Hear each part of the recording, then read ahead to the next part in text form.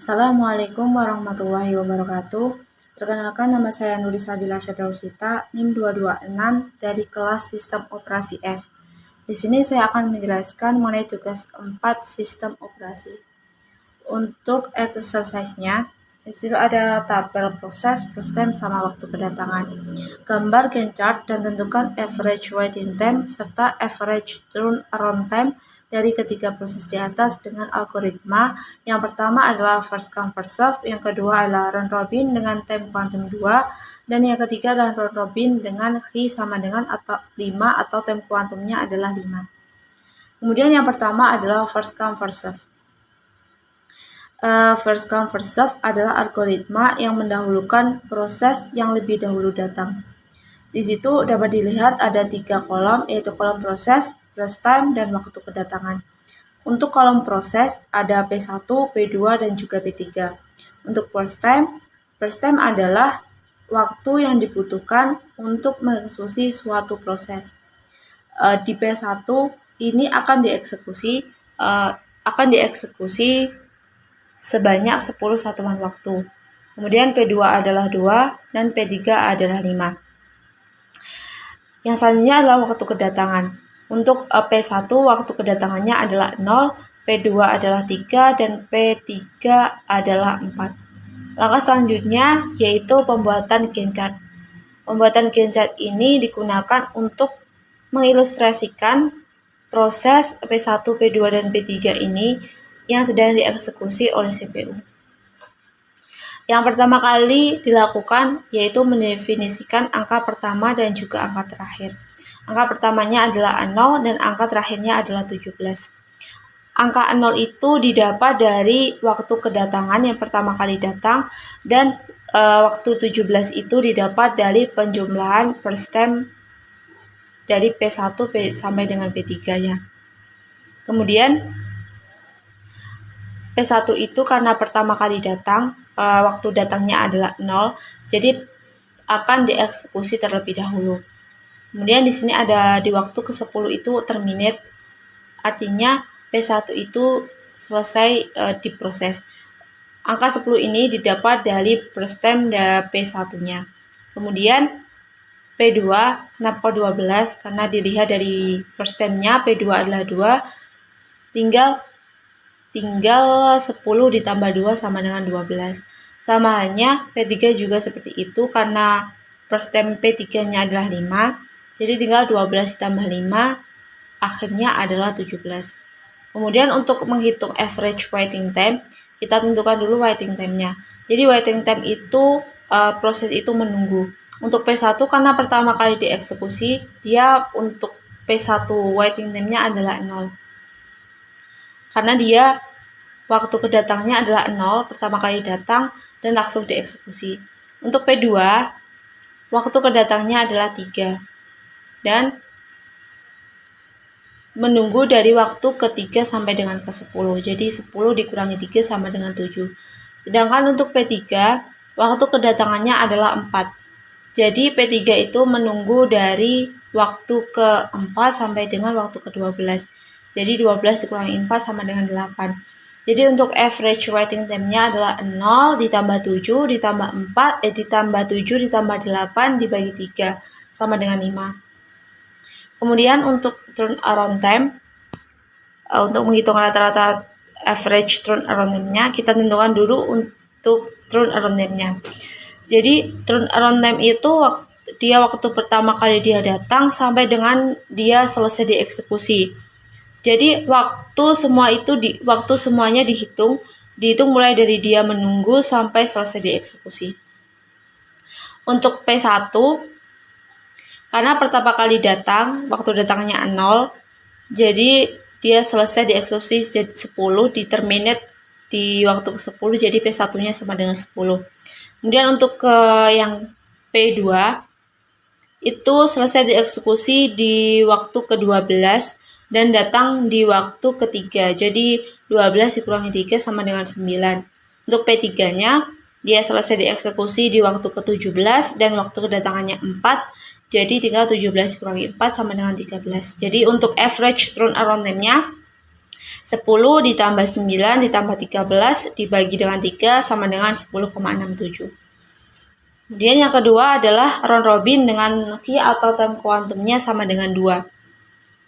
Jadi round robin itu menggilir proses antrian dan akan ditangguhkan sementara untuk berlanjut ke proses selanjutnya.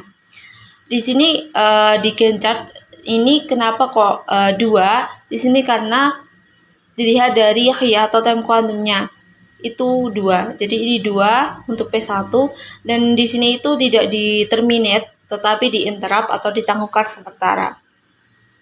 Kemudian kenapa kok P1 lagi? Karena di P2-nya ini waktu kedatangannya 3. Jadi untuk waktu kedua sampai dengan keempat itu masih diproses P1-nya. Di sini juga tidak di terminate tetapi di interrupt untuk berpindah atau ke proses yang selanjutnya itu P2. Di sini berhubung key-nya adalah 2, jadi tinggal 4 ditambah 2 sama dengan 6. Kemudian P2-nya karena persennya cuma 2, jadi di terminate atau selesai dieksekusi. Kemudian berpindah pada proses P3 ditambah 2, 6 tambah 2 jadi sama dengan 8. Kemudian berpindah lagi ke P1 lagi, 8 ditambah 2 sama dengan 10. Berpindah lagi ke P3, 10 tambah 2, 12. Berpindah lagi ke P1, 12 ditambah 2, 14. Kemudian di sini karena P3-nya itu per stem-nya 5, jadi di sini sudah 2, di sini 2, jadi kan sudah 4, tinggal kurang 1, di sini P3-nya cuma 1. Dan di waktu ke-15 P3 itu terminate. Kemudian berpindah lagi ke P1 dengan key sama dengan 2 ditambah 2, 15 tambah 2 dan P1 itu terminate pada waktu ke-17. Untuk penghitungan average waiting time, kita hitung dulu waiting time-nya. Untuk P1 karena pertama kali dieksekusi di sini dia 0, kemudian menunggu di P2 ini 2, kemudian menunggu di P3 ini 2, menunggu di P3 waktu ke-10 sampai 12 ini 2, kemudian menunggu lagi di P3 ini 1. Jadi untuk P1 waiting time-nya adalah 7. Untuk P2 karena waktu kedatangannya adalah waktu ketiga di sini dan dia dieksekusi ke 4 sampai 6, jadi untuk waiting time-nya dia di bagian 3 ke 4 ini. Jadi 4 dikurangi 3, waiting time-nya adalah 1. Kemudian untuk P3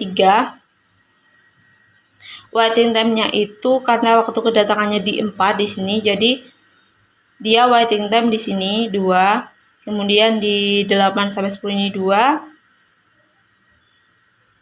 Dan di 12 waktu ke-12 sampai 14 ini 2. Jadi P3 untuk waiting time-nya adalah 6. Jadi untuk average waiting time-nya 37 tambah 1 tambah 6 dibagi 3 sama dengan 4,6. Kemudian untuk turnaround time-nya di sini terminate-nya P1 itu di 17 jadi 17. Kemudian P2 terminate di 6 dan waktu kedatangannya 3 jadi 6 kurangi 3 sama dengan 3. Dan untuk P3 itu terminate di waktu ke-15. Jadi dia waktu kedatangannya 4, jadi 15 dikurangi 4 sama dengan 11. Jadi average turnaround time-nya adalah 17 ditambah 3 ditambah 11 dibagi 3 sama dengan 10,3.